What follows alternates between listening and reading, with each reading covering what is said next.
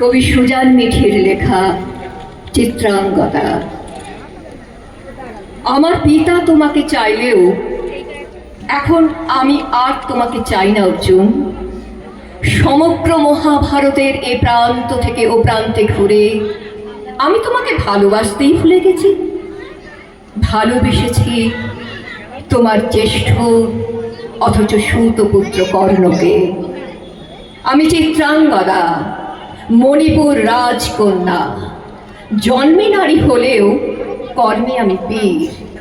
উত্তর থেকে দক্ষিণ, পূর্ব থেকে পশ্চিম, বাম থেকে ডান আমি বিস্তার করে রেখেছি আমার কঠিন বাহু, স্নেহের স্রোত। আমার ছায়ায় কম্পিত হয় দুর্বৃত্তরাজ, আমার মায়ায় শঙ্কিত হয় দারিদ্র। কর্ণকে ভালোবাসতে বাসতে ওর সংকটে পৌঁছনোর বড় বাসনা আমার। যে ক্ষণে ধরণীর বুকে বসে যাবে ও রথের চাকা, বীর হৃদয়, বীর যোদ্ধা কর্ণ ভুলে যাবে তার অস্ত্রবিদ্যা। তোমার কানে মন্ত্রণা দেবেন কৃষ্ণ, তুমি গান্ডীব তুলে নেবে হাতে। ঠিক সেখানে আমি গিয়ে দাঁড়াবো কর্ণের সামনে। তোমার অঞ্জলি চূর্ণ বিচূর্ণ হবে আমার দৃষ্টিপানে। তুমি বিস্মিত হবে। কৃষ্ণ তোমায় আবার প্রচেষ্টায় নিযুক্ত করবেন।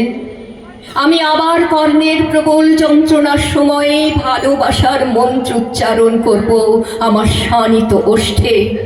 হে পুরুষোত্তম, আমি চিত্রাঙ্গদা, দুর্বল সঙ্গ না, হৃদয় তোমায় দিয়েছি প্রিয়।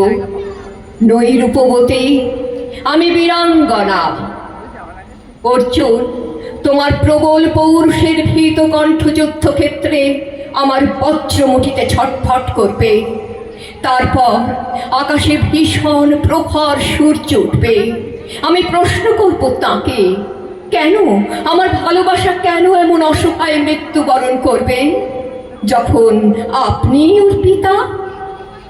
চারিদিকে ঝড় উঠবে অর্জুন, অনুতাপে সূর্য লুকাবে মেঘে, অন্ধকার হয়ে উঠবে কঠিন, তোমার সর্দিক ভ্রষ্ট হবে পুনরায়। একটা কুটির বাঁধব কুরুক্ষেত্র ছেড়ে, এক মুঠো মাটি কপালে লাগিয়ে কর্ণ আমাকে বলবে, বীর বধূ আমার। অর্জুন, আমার নতুন মহাভারতের এই অধ্যায়ে আমায় এমন সুখী দেখে তুমি ক্রুদ্ধ হইও না, বরং তার চেয়ে মাতা কুন্তিকে বুঝিয়ে যাজ্ঞসেনীর একলা পুরুষ হয়েও যাজ্ঞসেনীর একলা পুরুষ। নমস্কার।